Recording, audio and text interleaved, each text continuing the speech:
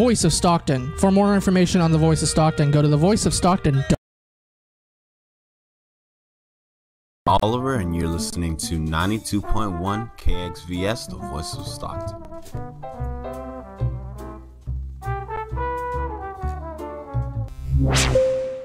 The views and opinions expressed in the following program do not necessarily reflect those of KXVS, the Voice of Stockton, or its parents, affiliates, management, and staff.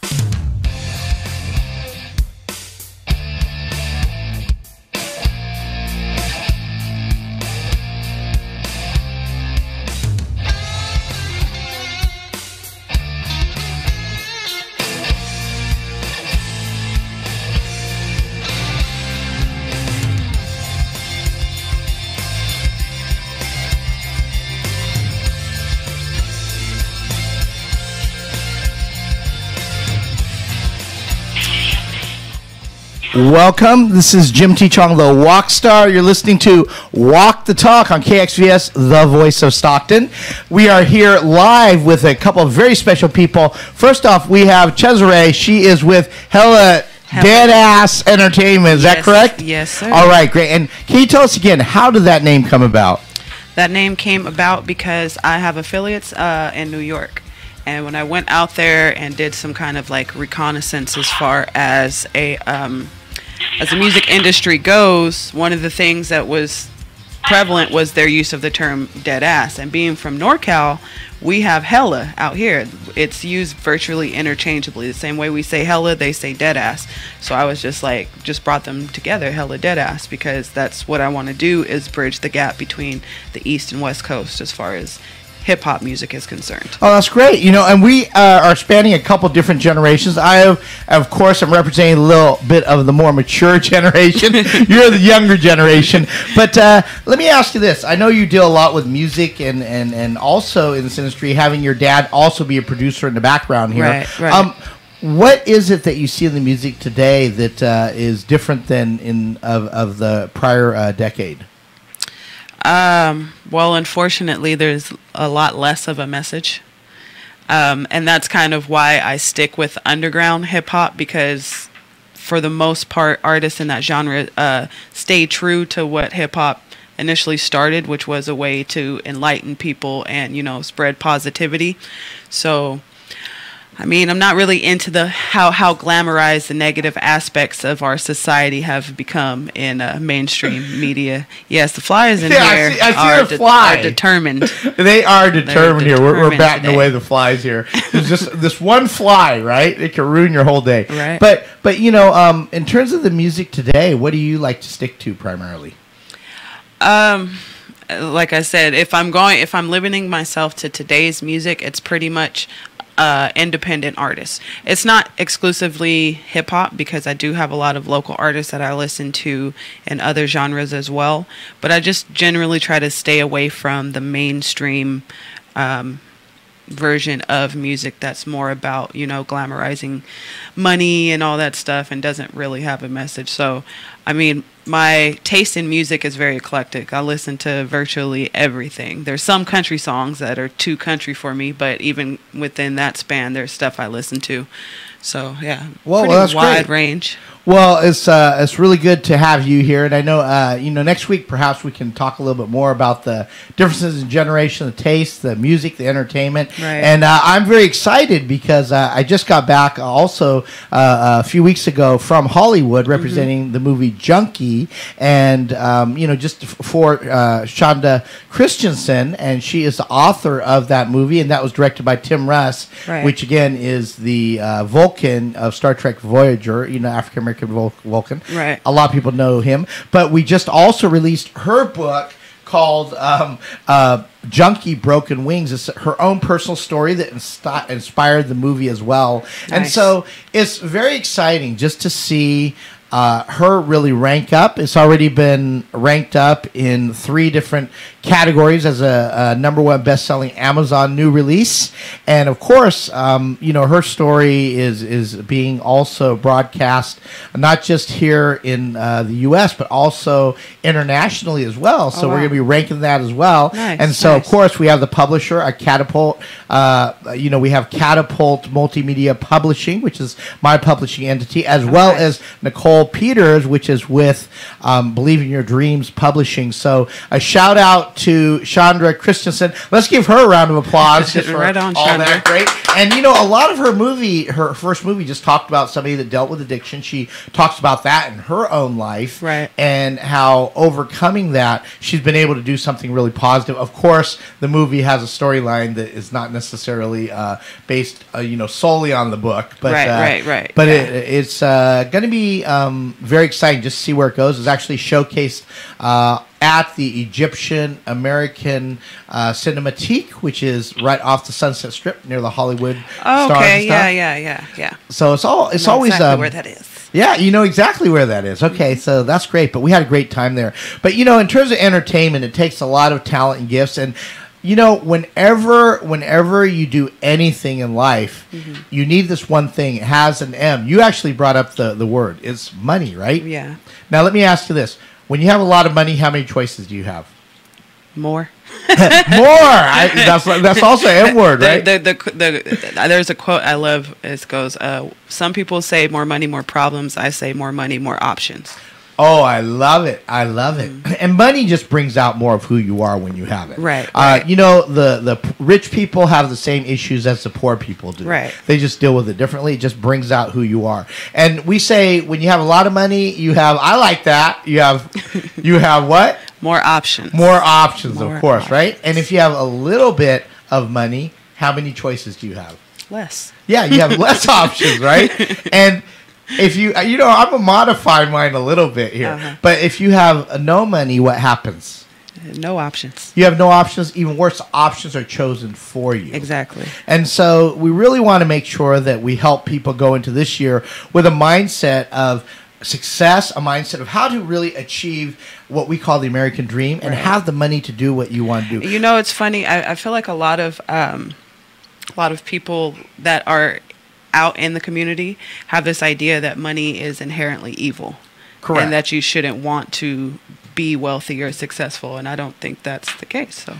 No, you're absolutely right. And, you know, it's kind of funny. We actually have a mindset performance expert. He's the #1 best-selling author on Amazon as well, a couple times. That's Roger Palmieri. He actually helps seven-figure earners. He's also a mentor of mine as well. And he wrote the preface to my book. You see it out here, Breaking Barriers. You can find it on Amazon. It's the #1 best-selling release as well. Right. And, Roger, how are you doing today?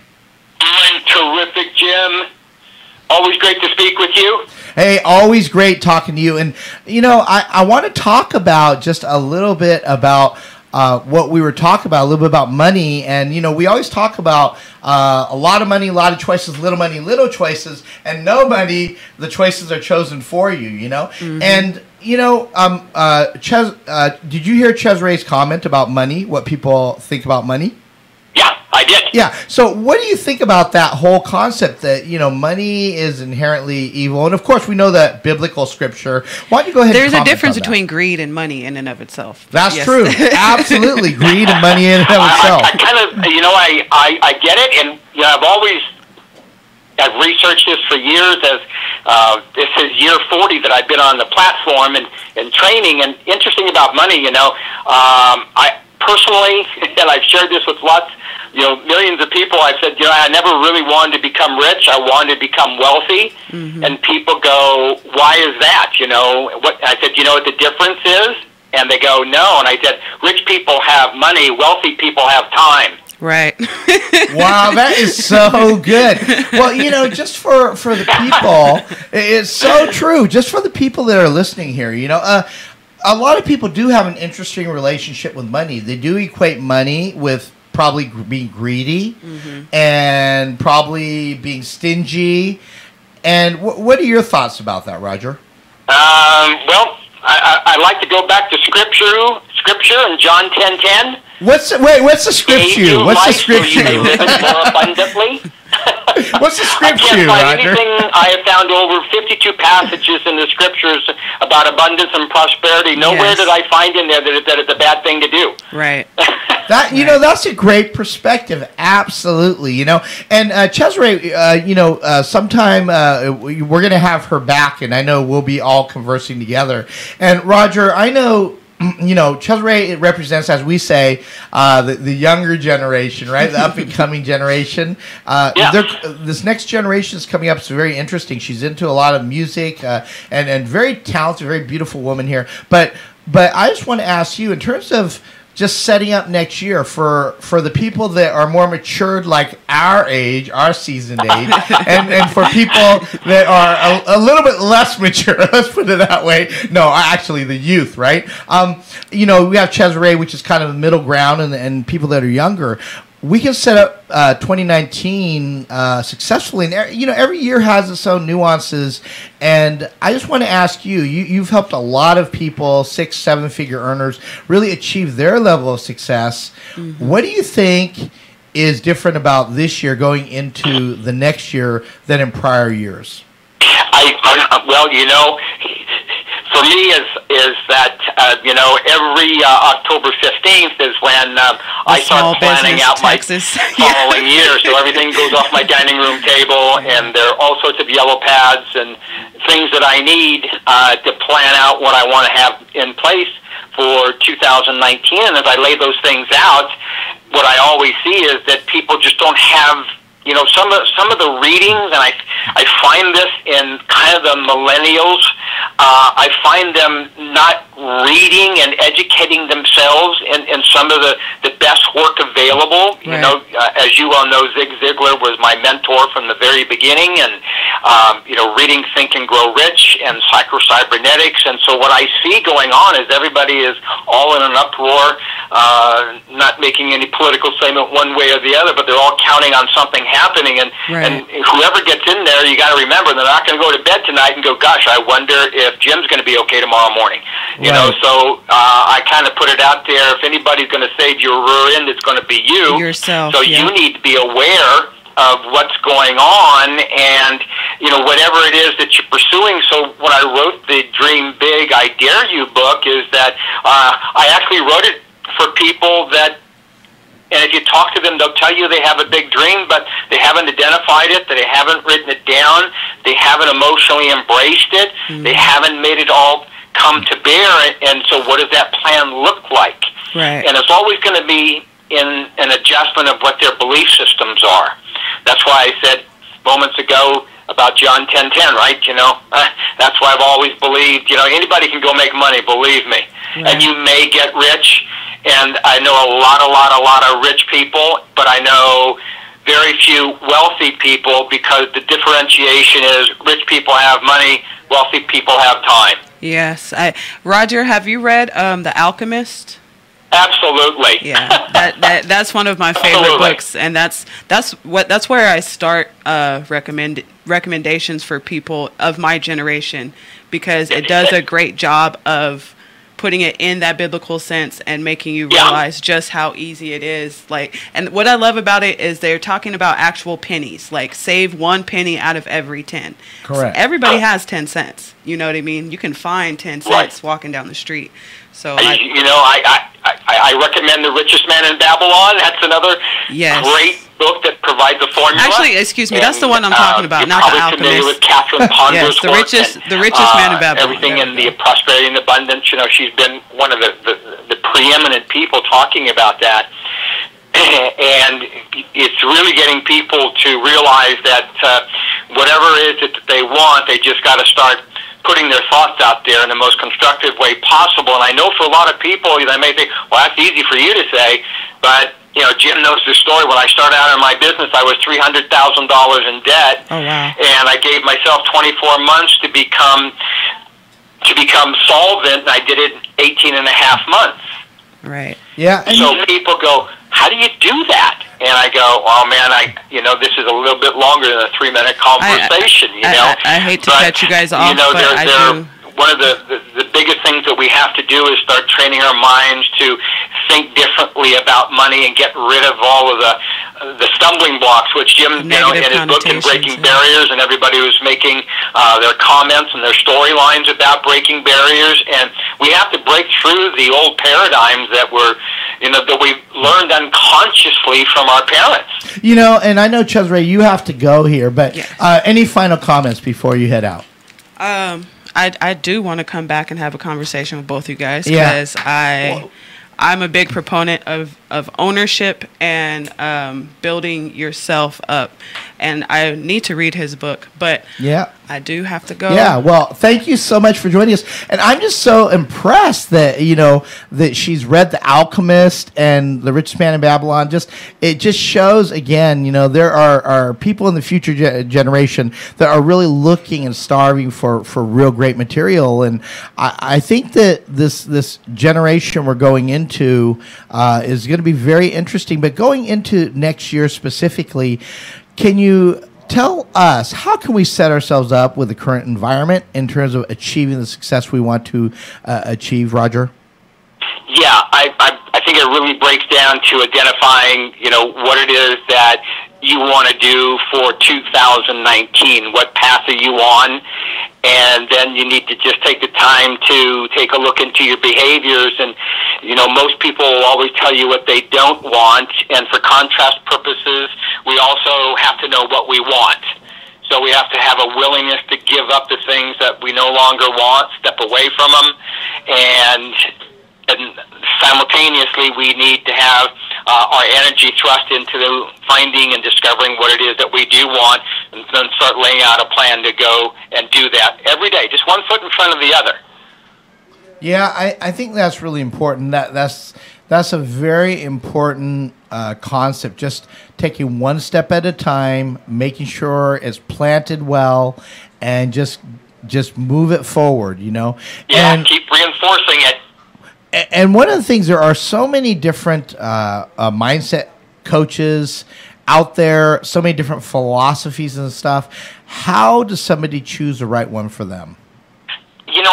That's a great question to ask, and the best answer I can give you is that, unfortunately, in my business, the word mindset has become, if you will, bastardized, because everybody grabs a hold of it and goes, oh, yeah, their mindset. And, well, before you do that, I'd always want to have people take a look into what that person's background is. And then secondarily, are you connecting with that person? This is where you can have literally a 15 or 20-minute conversation with someone, and you'll know right away if this is the right person for you. So I get this question all the time from people, and one of the things I say is that I don't do so much coaching as I do mentoring, because only thing a coach will do is teach you skills. And product knowledge skills aren't going to make people more successful. It's the mindset skills that make people successful, and you just can't work on your business and not your whole self, because, as I like to say, you take you every place you go. Well, say that again. I think this is such an important principle. Sometimes we miss it. Can you go ahead and repeat that, and can you identify the difference between the two and why you would make that statement? Yeah, the distinction I find between a coach and a mentor is pretty simple. The coach, and everybody can remember having been in school and whatever sports you played, that particular coach just had you drill, practice, and rehearse on those particular fundamental skills to do something. But the mentor takes into account who you are as a whole person. So rather than spending and wasting time on what isn't working in your life, I start off from the standpoint of what is working in your life, and let's make those even better now. So the great Vince Lombardi from the Green Bay Packers, for those of you who remember that, if you don't, you can go YouTube this stuff, and you can see that he was by far one of the greatest football coaches, and he talked to the players, and they hardly ever talked about his skill set for football and the understanding of the game, but they would always say, he taught me how to be a better husband, a better brother, a better team player. So you're bringing out all these assets that most of us have talked ourselves out of for a long time. And we do know that when we tend to fortify and strengthen what our strengths are, we begin to attract more opportunities to us. I think people are looking for a lot of different opportunities to grow their bottom line wealth, to also grow their skill set and to grow their value. I think people are wanting to be a lot more purposeful and intentional about the things that they want to do. And in your book, can you tell us a little bit within your book specifically, Dream Big? Can you tell us a little bit about just the central core of that people need to consider, and why is that so important to focus on that word, even dreaming big? Yeah,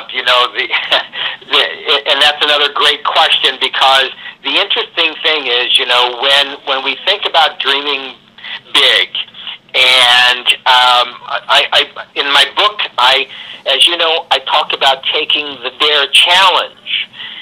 So DARE, and the acronym is do what it takes to align your reality with your expectations. Yep. Do what it takes to align your reality with your expectations, because everybody's got expectations. Yeah. The point is that how do we move the expectations into an actual reality? And that requires us to take a little bit of time and do an inventory on our skill set, throw away the things that no longer support us, and they will inhibit us from having and experiencing financial success. And then the other part of it is, you got to do what your heart's telling. We let's see, we just lost Roger Palmieri, but I wanted to mention that the mindset is so very important to be able to really understand, and we really are challenged sometimes. Sometimes we can be our own biggest critic in terms of just not really achieving what we want to achieve. And so I encourage you really to consider the decisions you need to make to get into that next level of success. And so right now, we are getting Roger back on the phone, but I want us to consider just what it really takes to be able to move the needle for ourselves and for our own life. But as we consider just the things that are important to us, I want you to also think about the things that you want to achieve going into 2019. And we have a lot of goals that we are setting as a nation. Today is election day, so that is so very important in terms of what we want to try to accomplish. But I wanted to thank Roger Palmieri for being online here. I know that he had just dropped off the line. Hopefully we'll be able to get him back here soon. And we have Governor Don with us as well. And Governor Don, great having you here in the station, of course. Hey, how you doing, Jim? Good. So what is, so in terms of everything that's happening with the election and everything, what do you think the end result will be for locally? Locally, it's funny. Local elections have ended up mirroring some of the national elections in style, and they've gone low on some of the local elections. But I think that since the laws have changed locally, where you used to be able to decide your representative, it used to be a citywide decision of who won which district. But now it's decided within those districts, so I think that's a healthy difference, that we have now the local, the people within the district get to pick their representative, and I think that's not only right, but it's actually is in harmony with the law. That's important. Yes, exactly. But really, it seems to be that there'll be a little bit of a the election will tell us something. It will either be, are we on, are we looking at the different measures, whether we're going to have the cannabis tax, whether we're going to have the money, we're going to put the money up for low-income housing. That's Measure K, Measure B, and Measure K. Hopefully those pass. At least that's how I feel about it. The station says yes on those measures. But also there's some interesting propositions, like the one about the water, which sounds great. You know, putting up money so that we can store more water sounds great. But we know by reading that proposition that, according to Restore the Delta, that money is going to be set aside for these tunnels. So